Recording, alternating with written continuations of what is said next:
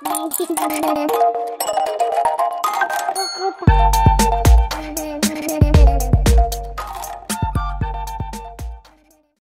வந்து நீங்க ஸ்டிச்லாம் பண்றீங்க அப்படின்னா உங்களுக்கு த்ரெட் வந்து கிளாத்ல ஸ்டிச் பண்ணும்போது மேல இருக்க த்ரெட் வந்து சரியா வரல அப்படின்னா நீங்க வந்து கீழே இருக்க பாபினை செக் பண்ணும். கீழே த்ரெட் வந்து சரியா வரல, தையல் சரியா விழல அப்படின்னா நீங்க வந்து இந்த டென்ஷன் செட் இருக்கு பாத்தீங்களா, இதெல்லாம் வந்து செக் பண்ணும். இது சம்டைம்ஸ் ரொம்ப லூஸா இருந்தாலும் ரொம்ப டைட்டா இருந்தாலும் உங்களுக்கு வந்து தையல் நமக்கு கீழே விழ தையல் வந்து முடிச்சா நிறைய கிளாத்தோட அந்த மாதிரி விழும். இல்லாட்டினா வந்து தையல் கேப் விட்டு விழும். அந்த மாதிரி ப்ராப்ளம்ஸ் எல்லாம் வருதுன்னா நீங்க வந்து இந்த டென்ஷன் செட் தான் செக் பண்ணும். கொஞ்சம் நல்லா டைட் வச்சிங்க அப்படின்னா உங்களுக்கு வந்து அந்த முடிச்சா விழுறது அதெல்லாம் வராது. ரொம்ப டைட்டா இருந்தாலும் இந்த ஸ்ப்ரிங் வந்து ரொம்ப டைட்டா போயிடுச்சுனாலும் உங்களுக்கு வந்து சரியா விழாது. ஸோ வந்து தையல் சரியா வரல, கீழே இருக்கிறது சரியா வரல, துணியோட கீழே வந்து சரியா வரலன்னா இதை செக் பண்ணுங்க. துணியோட மேல சரியா வரலன்னா பாபின் கேஸை செக் பண்ணுங்க. இப்பதான் பிகினர்ஸா இருக்கீங்க, டைலரிங் வந்து இப்பதான் பிராக்டிஸ் பண்றீங்க, பெடலிங்லாம் வந்து இப்பதான் பண்றீங்கன்னா எப்பயுமே இந்த கைடு கீழே இருக்கு பாத்தீங்களா, இந்த கைடை வந்து இந்த லிவர் யூஸ் பண்ணி மேல இந்த மாதிரி தூக்கி விட்டுக்கோங்க. தூக்கிட்டீங்கன்னா இந்த கைடு வந்து கீழே இருந்து மேல வரும். இப்போ உங்களுக்கு தெரியுதா, இந்த மாதிரி கீழே இருந்து மேல வரும். அந்த மாதிரி எடுத்து விட்டுட்டு இந்த நூலையும் வந்து இந்த நீடலுக்குள்ள இருந்து எடுத்துட்டு நீங்க பெடல் பண்ணி பிராக்டிஸ் பண்ணிக்கலாம். நெக்ஸ்ட் இன்னொன்னு வந்து பாத்தீங்கன்னா நம்ம பாபின் எப்பயுமே நூல் சுத்தும் போது வந்து பாத்தீங்கன்னா இதுக்குள்ள வந்து இந்த த்ரெட் இருக்கக்கூடாது. இந்த நீடில் வந்து உள்ள இறங்கி மேல ஏறும்போது கீழே போய் ஃபுல்லா சிக்கிக்கும். ஸோ அப்ப எல்லா டைம்லயுமே பாபின்ல நீங்க நூல் சுத்துறீங்கன்னா இந்த த்ரெட்டை வந்து இந்த நீடிலுக்குள்ள இருந்து எடுத்து விட்டுறணும். அதே மாதிரி ஸ்டிச் பண்ணி முடிச்ச உடனே நம்ம இந்த த்ரெட்டை வந்து ஒட்ட கட் பண்ணிடக்கூடாது, கொஞ்சம் வந்து விட்டு தான் கட் பண்ணணும். நம்ம ரொம்ப குட்டியா கட் பண்ணிட்டோம்னா நமக்கு ஸ்டிச் பண்ணிட்டு நெக்ஸ்ட் டைம் வந்து இதை இப்படி உள்ள ப்ரெஸ் பண்ணும்போது த்ரெட் வந்து மேல எடுத்துட்டு வந்துடும். ஊசில இருந்து அடிக்கடி த்ரெட் வந்து கழன்றும்.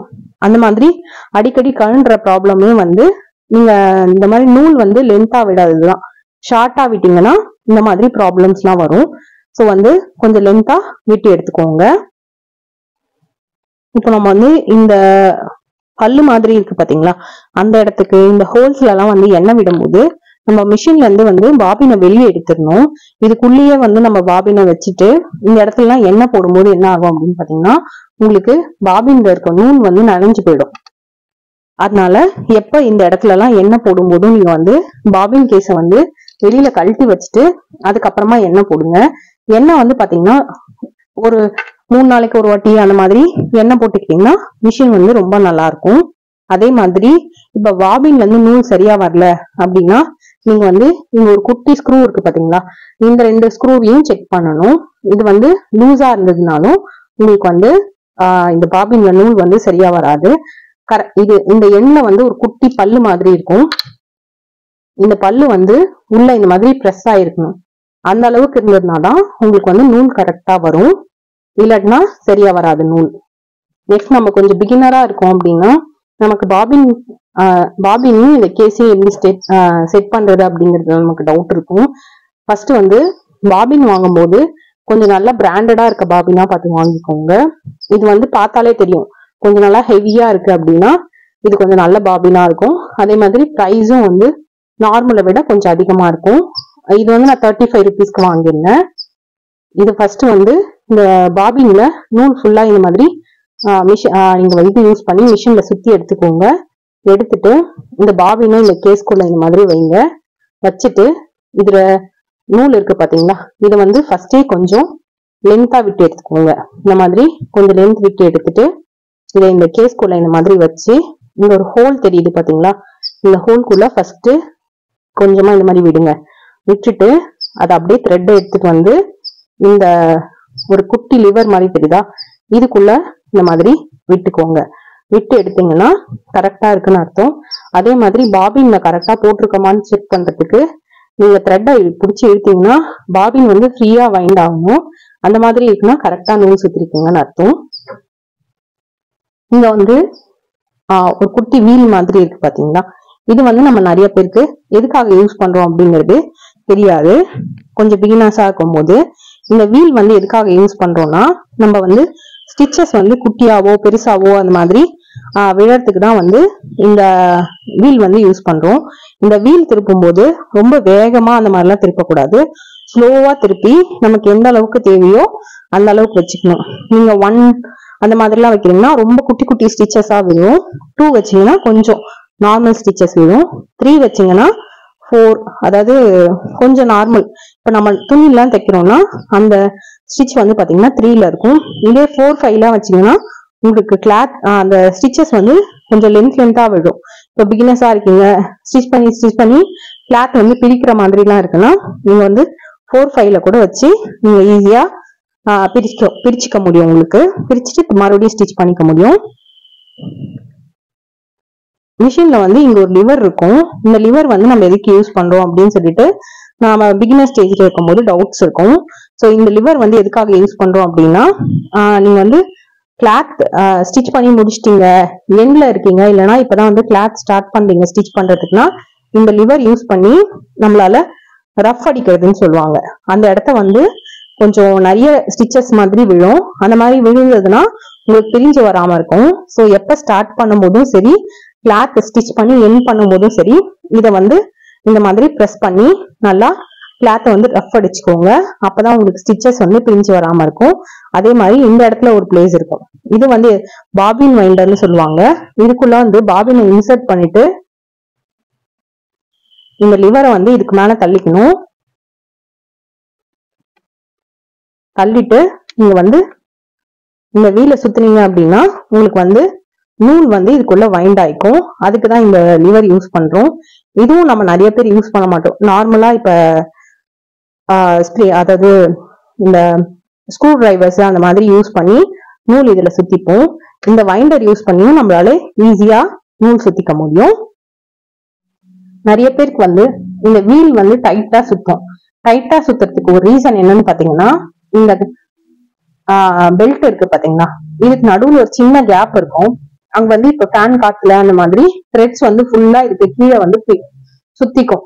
அந்த மாதிரி இருக்கும்போது வீல் வந்து சுத்தாது, டைட்டா இருக்கும். நமக்கு பெடல் பண்ணும் போதுமே அது டைட்டா தான் ஃபீல் ஆகும், ஃப்ரீயா போகாது மிஷின். அந்த மாதிரி உங்களுக்கு மிஷின் வந்து ஃப்ரீயா போகல, அந்த மாதிரி பிரச்சனை எல்லாம் இருக்குன்னா நீங்க வந்து இந்த கீழே வந்து ஏதாவது குட்டி குட்டி நூலோ இல்லைன்னா ஏதாவது தூசியோ வந்து நீங்க படிஞ்சிருக்கா அப்படின்னு சொல்லி பாருங்க. நூல் இருந்ததுன்னா அப்படி அப்படியே கட் பண்ணாம பொறுமையா அது எந்த பக்கம் சுத்தி இருக்கோ அந்த பக்கமாவே எடுத்து விட்டு கம்ப்ளீட்டா எடுங்க. நீங்க அப்படி அப்படியே கட் பண்ணி விட்டீங்கன்னா அடுத்து இருக்க சின்ன சின்ன நூல்லாமும் அதுலயே தங்கிடும். உங்களுக்கு வந்து மறுபடியும் அது டைட்டா தான் ஆகும், லூஸ் ஆகாது. ஸோ வந்து நூல் சுத்தி இருந்ததுன்னா பொறுமையா அது எந்த டைரக்ஷன்ல சுத்தி இருக்கோ அந்த பக்கமாவே எடுத்து வெளியில எடுத்துருங்க. நமக்கு வந்து பெல்ட் லூஸ் ஆயிடுச்சு, மிஷின் வந்து நம்மளுக்கு கண்ட்ரோல்லே இல்ல, தடத்தடன் வேகமா ஓடுதுன்னா இந்த பெல்ட் வந்து லூஸ் ஆயிருக்கும். அந்த மாதிரி இருக்கும்போது என்ன பண்ணலாம்னா, சும்மா கொஞ்சமா ஒரு 1/2 இன்ச்சுக்கு இந்த பெல்ட்டை கட் பண்ணிட்டு இந்த மாதிரி சின்னதா ஸ்டாப்லர் பின் மாதிரி இருக்கும், அதை யூஸ் பண்ணியும் இந்த மேல ஒரு ஹோல் கீழே ஒரு ஹோல் போட்டுட்டு இதை வந்து இந்த மாதிரி டைட் பண்ணி விட்டுடலாம். அப்படி இல்லை அப்படின்னா நம்ம நார்மலா துணி தைக்கிறோம் பாத்தீங்களா, அந்த ஊசி நூல் யூஸ் பண்ணியும் இங்க கீழே கோத்து மேல, மேல கோத்து கீழே அந்த மாதிரி ஸ்டிச் பண்ணி எடுத்துக்கலாம். அந்த மாதிரி ஸ்டிச் பண்ணும்போது நீங்க ஊசியில நூல் வந்து 1 வாட்டியோ 2 வாட்டியோ போடாம ஒரு 4 வாட்டி நூல் போட்டு எடுத்து இந்த ஓட்டைக்கும் இந்த ஓட்டைக்கும் ஜாயின் பண்ணி எடுத்துருங்க. நீங்க இது அதே மாதிரி இந்த பெல்ட் வாங்கும்போது கொஞ்சம் நல்லா பிராண்டடான பார்த்து நல்லா திக்கா இருக்கிறதா வாங்கிக்கோங்க. அப்படி இல்லைன்னா நம்மளோட பாவாடை நாடாலாம் கடையில விற்பாங்க பாத்தீங்களா, அதை வாங்கி 2 நாடாவா எடுத்து நல்லா இந்த மாதிரி உருட்டி இதுல வந்து ஈஸியா போட்டுக்கலாம். அதையும் அதே மாதிரி ஊசி நூல் வச்சு ஸ்டிச் பண்ணி எடுத்துக்கோங்க. நம்ம வந்து மிஷின் வாங்கிட்டு யூஸ் பண்ணும்போது இந்த மாதிரி டைல்ஸ் தரையிலாம் வச்சு யூஸ் பண்ணும்போது மிஷின் வந்து பாத்தீங்கன்னா நகர்ந்து ஓடிட்டே இருக்கும். அந்த மாதிரி நகர்ந்து ஓடுற இஷ்யூக்கு நம்ம என்ன பண்ணலாம்னா, இந்த மாதிரி வுட்ல வந்து நீங்க ஏதாவது இந்த மர சாமான்லாம் செய்யற கடையில வந்து கேட்டீங்கனாலும் செஞ்சு கொடுப்பாங்க. அப்படி இல்லைன்னா நீங்க ஹார்ட்வேர்ஸ் கடையில எல்லாம் இந்த மாதிரி மிஷினுக்கு கீழே வைக்கிறதுன்னு கேட்டீங்கன்னா கொடுப்பாங்க. இது வந்து நம்ம வயரிங் ஒர்க்குக்கு எல்லாம் யூஸ் பண்ணுவாங்க, உள்ள வைக்கிறதுக்கு சுவிட்ச் போர்ட்ல எல்லாம். இது வந்து ஹார்ட்வேர் ஷாப்ல எல்லாம் கிடைக்கும். இந்த மாதிரி 4 ரவுண்ட்ஸ் வாங்கி இதுல வந்து செட் பண்ணிக்கலாம். இது ஒண்ணும் பாத்தீங்கன்னா 20 ரூபீஸ்க்கு வாங்கிருந்தேன். 4 எனக்கு 5 பீஸ் வந்து கம்மியா தான் கொடுத்துருந்தாங்க. ஒரு எக்ஸ்ட்ரா பீஸும் எனக்கு கொடுத்துருந்தாங்க. ஸோ 4 பீஸ் வாங்கி 4 சைட் காலுக்கும் நீங்க வந்து செட் பண்ணிக்க முடியும். அதே மாதிரி நம்ம வந்து மாப் பண்றோம் இல்ல தண்ணி ஊத்தி கழுவுறோம் அப்படின்னா நமக்கு வந்து இந்த கால்ல வந்து தண்ணி ஊத்தி மிஷின் வந்து வேஸ்டா போகாம இருக்கிறதுக்கும் இந்த கீழே இருக்க வுட் வந்து யூஸ் ஆகும். அதே மாதிரி நமக்கு கிளீன் பண்றதும் ஈஸியா இருக்கும். இதுக்குள்ள வந்து இந்த மாதிரி கிளாத் எல்லாம் சேர்ந்துருச்சுன்னா நீங்க ஜஸ்ட் ஏதாவது ஒரு சின்ன ஊசியோ இல்லைன்னா விரல் வச்சியோ இதுக்குள்ள இருக்க கிளாத் எல்லாம் ஈஸியா கிளீன் பண்ணிக்க முடியும். இந்த ஊசி வந்து பாத்தீங்கன்னா நீங்க கிளாத் ஸ்டிச் பண்ணிட்டே இருக்கீங்க, நிறைய ஸ்டோன் கிளாத் எல்லாம் ஸ்டிச் பண்ணும்போது என்ன ஆகும்னா இதோட எட்ஜ் வந்து பாத்தீங்கன்னா அந்த கிளாத்ல வந்து ஸ்டோன்ல வந்து பட்டு இதோட மொனம் உடஞ்சிரும். பட் அந்த மொனம் உடஞ்சிருச்சு அப்படின்னு நமக்கு தெரியாது, நம்ம ஸ்டிச் பண்ணிட்டே இருப்போம். அந்த மாதிரி இருக்கும்போது என்ன ஆகும்னா கிளாத்ல மாட்டி மாட்டி கிளாத் வந்து ஒரு மாதிரி எடுத்துட்டு வந்துடும். அந்த மாதிரி இருக்கும்போது நீங்க ஊசியை தான் சேஞ்ச் பண்ணணும். இந்த ஊசி வாங்கும் போது பாத்தீங்கன்னா இந்த மாதிரி இருக்க கலர்லயே வாங்கிக்கோங்க. இதே வந்து சில்வர்ல கலர்லயும் கிடைக்கும், அது கொஞ்சம் பிரைஸ் கம்மியா இருக்கும்.